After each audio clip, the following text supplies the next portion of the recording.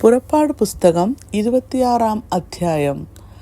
20 പലകയ്ക്കും താഴെ വെള്ളി കൊണ്ട് 40 ചുവട്, ഒരു പലകയുടെ അടിയിൽ 2 കുടുമയ്ക്ക് 2 ചുവടും മറ്റൊരു പലകയ്ക്ക് അടിയിൽ 2 കുടുമയ്ക്ക് 2 ചുവടും, ഇങ്ങനെ 20 പലകയുടെയും അടിയിൽ വെള്ളി കൊണ്ട് 40 ചുവട് ഉണ്ടാക്കണം.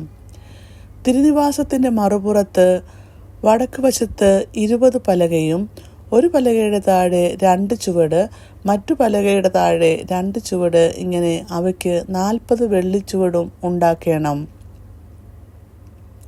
തിരുനിവാസത്തിൻ്റെ പിൻവശത്ത് പടിഞ്ഞാറോട്ട് 6 പലക ഉണ്ടാക്കണം. തിരുനിവാസത്തിൻ്റെ 2 വശത്തുള്ള മൂലയ്ക്ക് ഈ 2 പലക ഉണ്ടാക്കണം. ഇവ താഴെ ഇരട്ടിയായിരിക്കണം. മേലറ്റത്തോ 1-ാം വളയം വരെ തമ്മിൽ ചേർന്ന് ഒറ്റയായിരിക്കണം. രണ്ടിനും അങ്ങനെ തന്നെ വേണം. അവ 2 മൂലയ്ക്കും ഇരിക്കണം.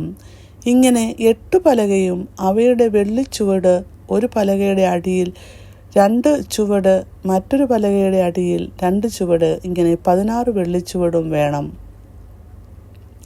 ഖദിരമരം കൊണ്ട് അന്താഴങ്ങൾ ഉണ്ടാക്കണം. തിരുനിവാസത്തിൻ്റെ ഒരു ഭാഗത്തെ പലകയ്ക്ക് 5 അന്താഴം, തിരുനിവാസത്തിൻ്റെ മറുഭാഗത്തെ പലകയ്ക്ക് 5 അന്താഴം, തിരുനിവാസത്തിൻ്റെ പടിഞ്ഞാറേ ഭാഗത്ത് പിൻവശത്തെ പലകയ്ക്ക് 5 അന്താഴം.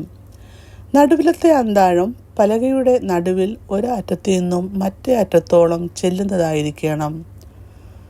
പലക പൊന്നുകൊണ്ട് പൊതിയുകയും അന്താഴം ചെലുത്തുവാനുള്ള അവയുടെ വലയങ്ങൾ പൊന്നുകൊണ്ട് ഉണ്ടാക്കുകയും വേണം. അന്താഴങ്ങൾ പൊന്നുകൊണ്ട് പൊതിയണം.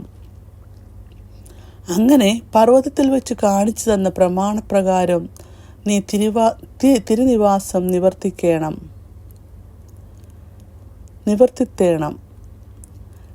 നീലനൂൽ, ധൂമ്രനൂൽ, ചുവപ്പുനൂൽ, പിരിച്ച പഞ്ഞിനൂൽ എന്നിവ കൊണ്ട് ഒരു തിരശ്ശീല ഉണ്ടാക്കണം. നെയ്ത്തുകാരൻ്റെ ചിത്രപ്പണിയായ കെരൂബുകളുള്ളതായി അതിനെ ഉണ്ടാക്കണം. പൊന്നു പൊതിഞ്ഞതും പൊൻകൊളുത്തുള്ളതും വെള്ളി കൊണ്ടുള്ള 4 ചുവടിന്മേൽ നിൽക്കുന്നതുമായ 4 സ്തംഭങ്ങളിന്മേൽ അത് തൂക്കിയിടണം. കൊളുത്തുകളിൽ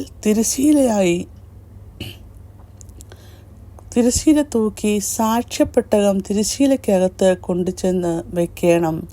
തിരശ്ശീല വിശുദ്ധ സ്ഥലവും അതിവിശുദ്ധ സ്ഥലവും തമ്മിൽ വേർതിരിക്കുന്നതായിരിക്കണം.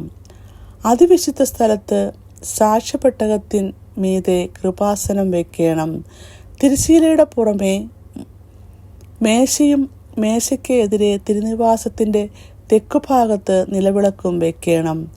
മേശ വടക്കു ഭാഗത്ത് വയ്ക്കണം.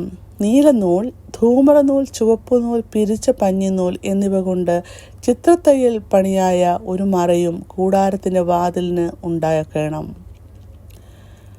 മരശീലയ്ക്ക് ഖദിരമരം കൊണ്ട് 5 തൂണുണ്ടാക്കി പൊന്നുകൊണ്ട് പൊതിയണം. അവയുടെ കൊളുത്ത് പൊന്നുകൊണ്ട് ആയിരിക്കണം.